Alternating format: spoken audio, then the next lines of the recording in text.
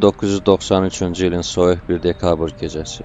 Bakı şəhərinin sakit bir güşəsində bir körpə dünyaya göz açdı. Valideynləri ona Elman adını verdilər. O gün ailəyə bir övlad yox, gələcəyin qəhrəmanı doğulmuşdu. Elman uşaqlıqdan sakit, dərin düşüncəli, qayğıkeş bir uşaq idi. Söz az, əməl çox idi.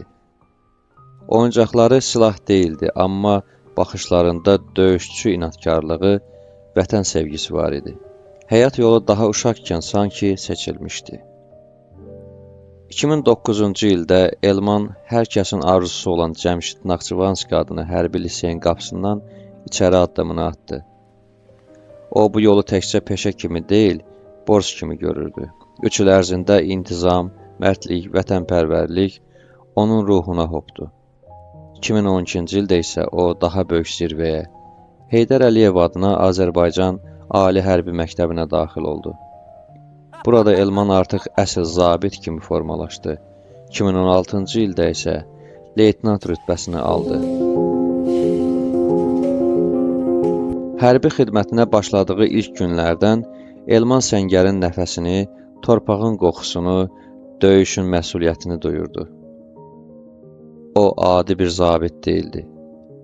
Azərbaycan ordusunun xüsusi təyinatlı qüvvələrinin döyüşçüsü idi. Sakit təbiəti, amma polad iradəsi ilə həm silahdaşlarının, həm də komandirlərinin hörmətini qazanmışdı. 2020-ci ilin sentyabrında vətən çağırırdı. Ermənistanın illərlə işğal altında saxladığı torpaqları azad etmək üçün müharibə başladı. Elman bir an belə tərəddüd etmədi. O, artıq illərlə bugün üçün hazır idi. O, Cəbrayıl, Füzuli, Zəngilan, Xocavənd uğrunda gedən döyüşlərdə qəhrəmanlıqla vuruşdu. Hər əməliyyatda bir addım ön planda idi. Hər döyüş həm silahdaşına dayaq idi, həm də vətənə sipər olurdu. Onun komandası haqqında deyirdilər. Babaxanovun bölüyü keçibsə, o mövqe artıq azaddır. 2020-ci ilin noyabrın 4-də Elmana vaxtından əvvəl kapitan rütbəsi verildi. Bu, onun şücaətinin, əsl hərbi ləyaqətinin tanınması idi. Amma o rütbəyə yox, torpağın azadlığına can atırdı.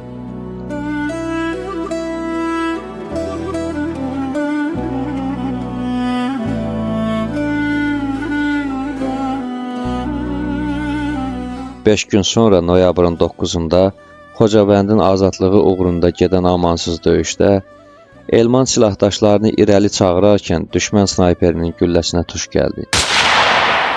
Komandirinin qucağında şəhid oldu. Soyuq gecə, soyuqdur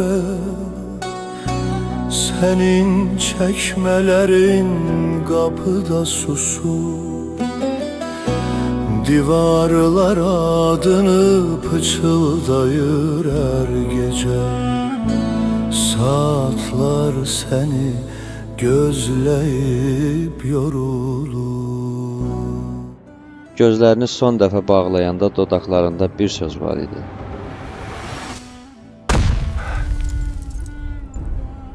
Sənə.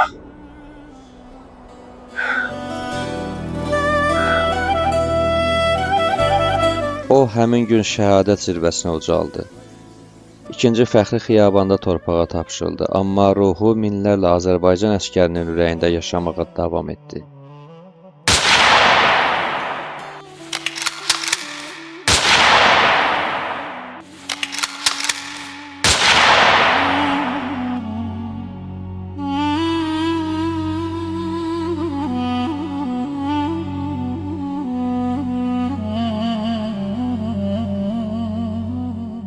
Arxasında həyat yoldaşı Züleyxa və körpə qızı Asyana qaldı. Asyana atasının şəkillərdən tanıyacaq. Amma hər dəfə bayrağa baxanda onun ruhunu hiss edəcəkdi.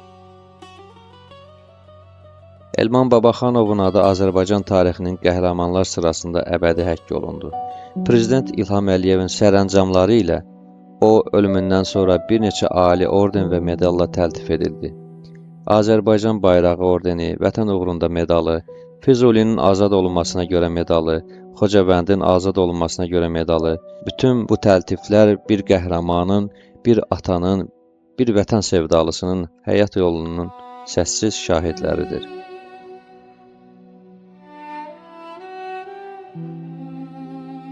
Elman Babaxanovun həyatı bir insanın ömrü kimi qısa olsa da, bir millətin yaddaşında əbədi yaşadı. Onun sakit gülüşü, qayğıkeş baxışları, vətən eşqi ilə dolu ürəyi bu xalqın azad sabahının bünövrəsinə çevrildi. Baş leytenant, kapitan Elman Babaxanov.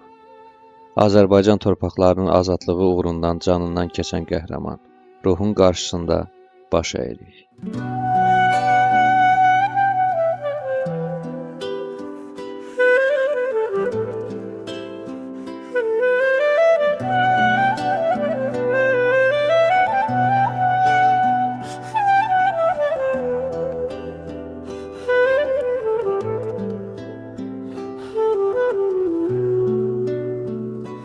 Soyuk gece, soyuktur ev.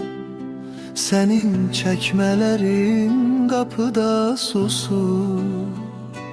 Divarlar adını pıçıldayır her gece.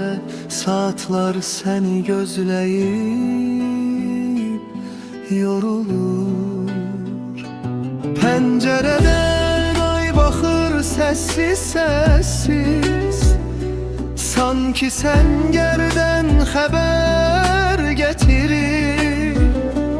Son nefesini verdi değil o qəhrəman.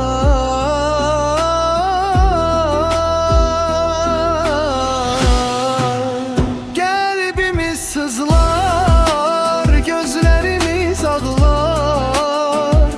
Sensiz derinleşti bu yaralar. Qəlbimiz sızlar, gözlərimiz ağlar. Sensiz derinleşti